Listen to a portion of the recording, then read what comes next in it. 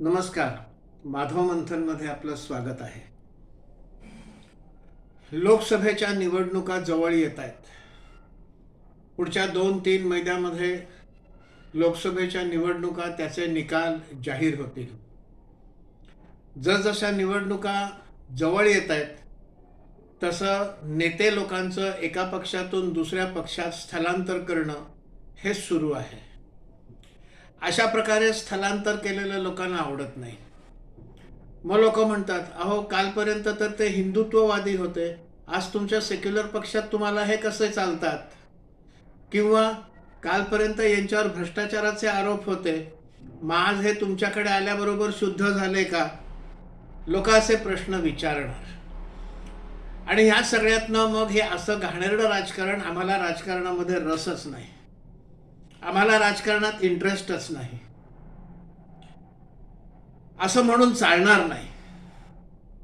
कारण राजकारण आहे ते जसं आहे तसं आहे.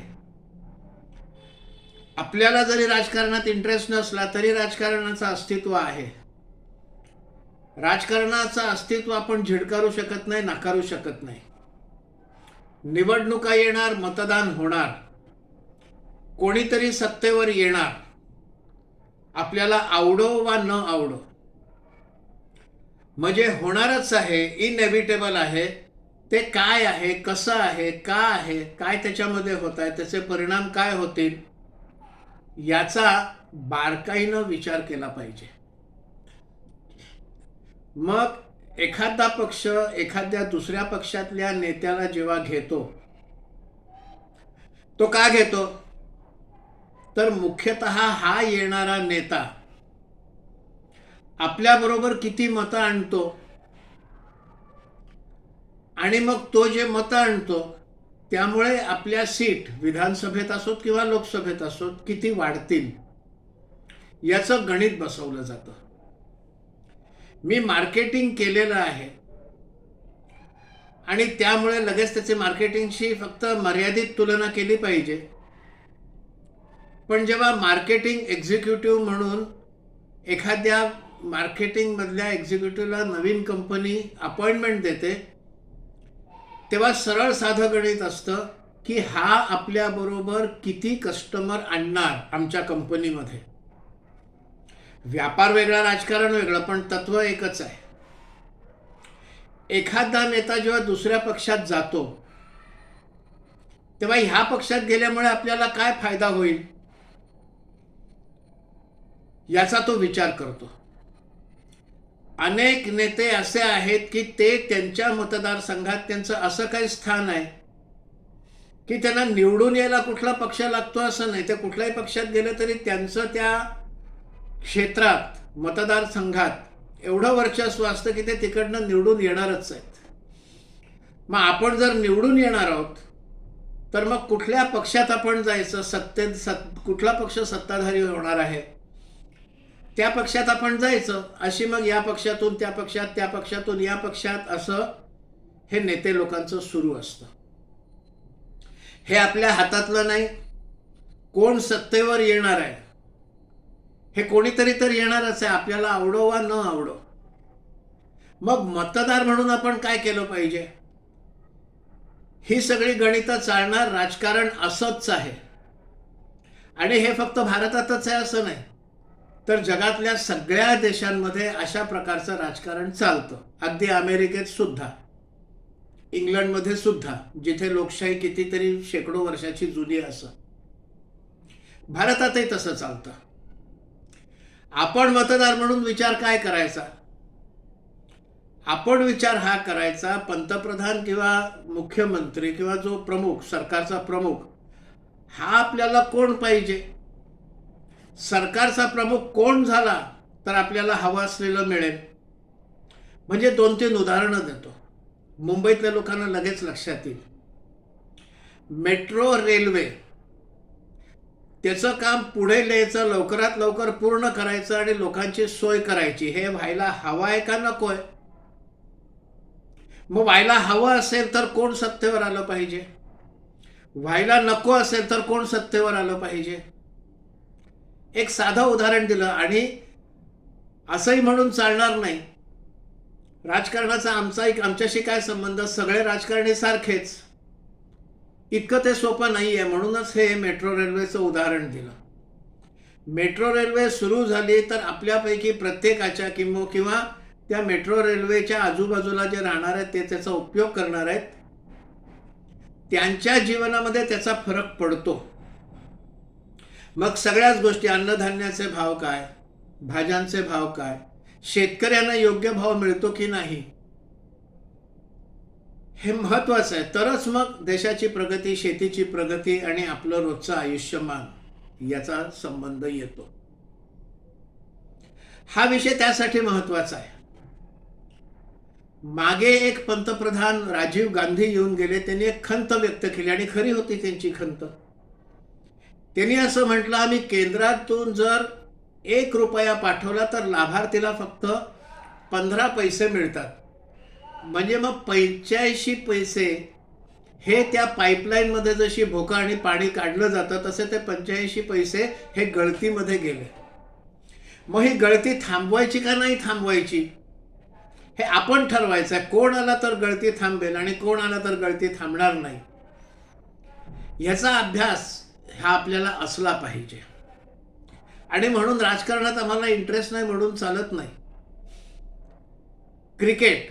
क्रिकेटमध्ये वर्ल्ड कप कोणाला मिळाला आपल्या आयुष्यात काहीच फरक पडत नाही, पण आपण क्रिकेटची माहिती ठेवतो, क्रिकेटचा सामना बघतो. तसंच अनेक गोष्टींमध्ये आपण करतो. शेजारच्या घरामध्ये कसलं भांडण झालं आपल्याला काही देणं घेणं नसतं. ते भांडोत किंवा सुखाने नांदोत आपल्याला फरक पडत नाही.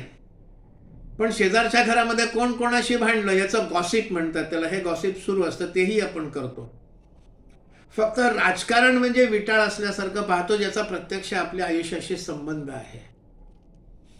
कारण आपण जर मत नाही दिलं तर बाकीचे लोक देणार आहेत आणि कोणीतरी निवडून येणार आहेत. मग आपल्याला जे विषय जिव्हाळ्याचे वाटतात ते विषय सोडवणारा कोण हे राजकारणाची माहिती असल्याशिवाय आपल्याला जमणार नाही. दुसरं महायुद्ध, इंग्लंडचा मतदार सुजाण आहे.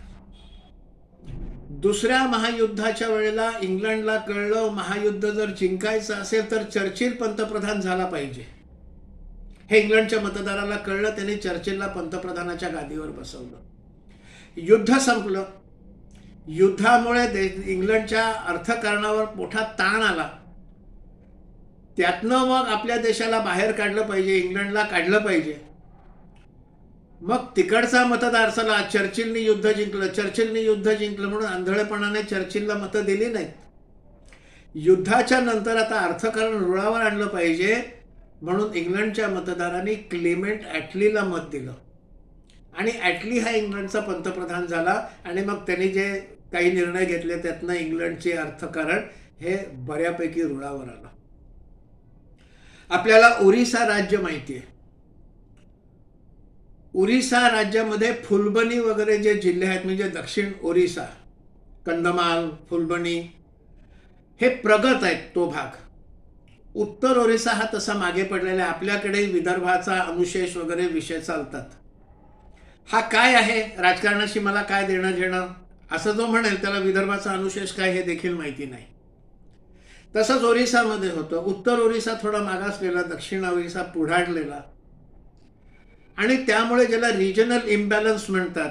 मग उत्तर ओरिसामध्ये पुष्कळसं मागासलेपण असल्यामुळे तिथे मग दहशतवादी वगैरे वगैरे असं सगळं सुरू व्हायला लागलं. नवीन पटनायक तिथे मुख्यमंत्री आहेत, त्यांनी हे लक्षात घेतलं आणि ओरिसाचा उत्तर भाग जो मागे पडलेला आहे ह्या उत्तर भागाची कशी प्रगती होईल याचा त्यांनी विचार आखला. उत्तर ओरिसाची प्रगती केली आणि आम्हाला उत्तर ओरिसा वेगळं करून द्या ही मागणी हे हळूहळू मागे पडत गेले.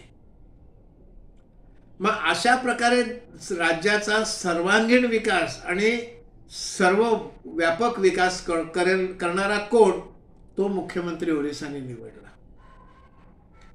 80च्या दशकाच्या शेवटच्या भागामध्ये आसाममध्ये उल्फाचा दहशतवाद वाढला. प्रगती होत नव्हती. उद्योगपती, व्यापारी राज्य सोडून चालले होते. त्यामुळे मग व्यापार नाही, उद्योग नाही, म्हणून मग लोकांना नोकऱ्या नाहीत, युवकांना नोकऱ्या नाहीत, युवक भटकला. आणि मग त्यानंतर आसामच्या लोकांनी हा विचार केला, हा दहशतवाद जर संपायचा असेल तर हितेश्वर सैकियासारखा मुख्यमंत्री आला पाहिजे. मग हितेश्वर सैकिया 91 साली निवडून आले आणि नंतरच्या काळामध्ये त्यांनी जे काही पावलं टाकली त्यातून आसाममधला दहशतवाद उल्फाचं कंबरडं मोडलं. हा विचार करता आला पाहिजे. मला काय राजकारणाशी देणं घेणं नाही हे म्हणून चालणार नाही. असे अनेक मुद्दे आहेत. मग शिवडी न्हावा हा प्रकल्प खूप जुना आहे कागदोपत्री, पण त्याचा सर्वे होऊन तो प्रकल्प आता पूर्ण झाला. हा विकासाचा प्रकल्प आहे. देशभरामध्ये सगळीकडे इन्फ्रास्ट्रक्चर वाढत आहे. हे इन्फ्रास्ट्रक्चर जर वाढलं तर त्याच्यातनं व्यापार चांगला होतो. सामानाची ने आण ही जितक्या जलद होते तितक्या लवकर देशातला व्यापार वाढतो आणि व्यापार वाढला की जीडीपी वाढतो. जीडीपी वाढणं म्हणजे समृद्धी येणं. मग हे जर यायचं असेल तर कोण शासक बसवलं पाहिजे? इथे मी अमक्या शासकाला बसवा किंवा तमक्या शासकाला बसवू नका हे सांगत नाहीये. ह्या पक्षाला पाठिंबा द्या किंवा त्या पक्षाला विरोध करा हेही सांगत नाही. मी मुद्दे मांडतोय. त्यामुळे राजकारण जरी आपल्याला आवडत नसलं तरी त्याची माहिती असणं, राजकारणात रस नसेल तर राजकीय पक्षाचे कार्यकर्ते बनू नका, पण राजकीय पक्षांचं काय चाललंय हे माहिती असलं पाहिजे. नुसतंच आपलं सिम्प्लिस्टिक सगळेच राजकारणी तसेच हे म्हणून चालत नाही.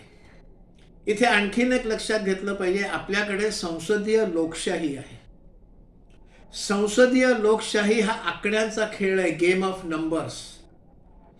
तुमच्या हातामध्ये किती सीट आल्या निवडून, तुमचं सदनातलं संख्याबळ किती, याच्यावर सरकारच्या अनेक गोष्टी या सोप्या किंवा कठीण होतात. मग जो उमेदवार आपल्याला पंतप्रधान किंवा मुख्यमंत्री व्हायला पाहिजे, जी कामं आपल्याला व्हायला पाहिजे ते कोण करेल असं आपल्याला वाटतं, मग त्याच्या पाठीशी संसदेतलं किंवा विधानसभेतलं पाठबळ उभं करणं सीटच्या रूपाने हे महत्त्वाचं असतं आणि त्यासाठी हे जाणून घेणं आवश्यक असतं. मग सीट जर आपल्याला वाढवून पाहिजे तर कुठला उमेदवार आला की किती मतं येतील हा देखील आपल्याला विचार करता आला पाहिजे. मग उत्तर प्रदेश सारख्या राज्यातली गुंडगिरी संपवायची की नाही संपवायची? गुंडगिरी संपली तर आर्थिक विकास होईल. गुंडगिरीच संपली नाही तर आर्थिक विकास होणार नाही.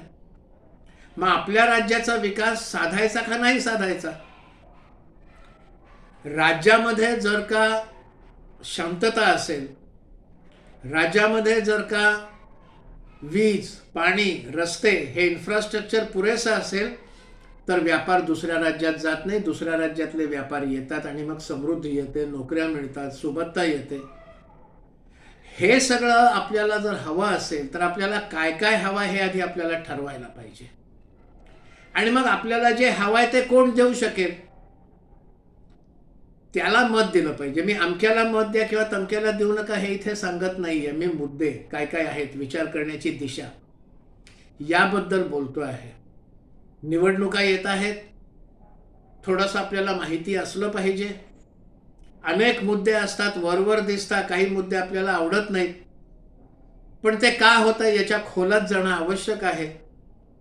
अनेक गोष्टी चुकीच्या होत असतात आपल्याला माहिती आहे, पण म्हटलं तसं शेवटी नंबर गेम आहे. सीट किती आल्या, सीट यायच्या असतील तर मतदान किती व्हायला पाहिजे, हा सगळा गणिताचा त्या भाग आहे. हे आपणही लक्षात घेतलं पाहिजे, त्याचा अभ्यास केला पाहिजे. चूक आहे, बरोबर आहे, सगळं आहे, पण आपला अभ्यास असला पाहिजे आणि आपल्याला काय व्हायला हवंय आणि आपल्याला जे व्हायला हवंय ते कोण देऊ शकेल त्याच्या पाठीशी आपण उभं राहिलं पाहिजे. एवढं साधं सोपं हे गणित आहे. अजून एक शेवटचं उदाहरण देतो. कोरोना आला. कोरोना आल्याबरोबर कोरोना कसा होतो, त्याची औषधं कुठली, त्याचे स्ट्रेन्स कुठले, ह्याच्या काळज्या कुठल्या, हे सगळं आपण अभ्यास केलाच ना. आम्हाला काय कोरोनाशी देणं घेणं, कोरोनात आम्हाला इंटरेस्ट नाही असं म्हणून नाही चालत, कारण ते केव्हाही आपल्याला येऊन भिडू शकतो. तो तसाच हा विषय आहे.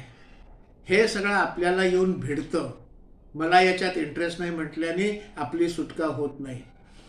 मग जे आहेच, होणारच आहे, ते काय आहे, कसं आहे हे समजून घेतलं पाहिजे, असं माझं मत आहे. आपल्याला जर विचार आवडले असतील तर लाईक करा, शेअर करा आणि चॅनल सबस्क्राईब करा ही विनंती.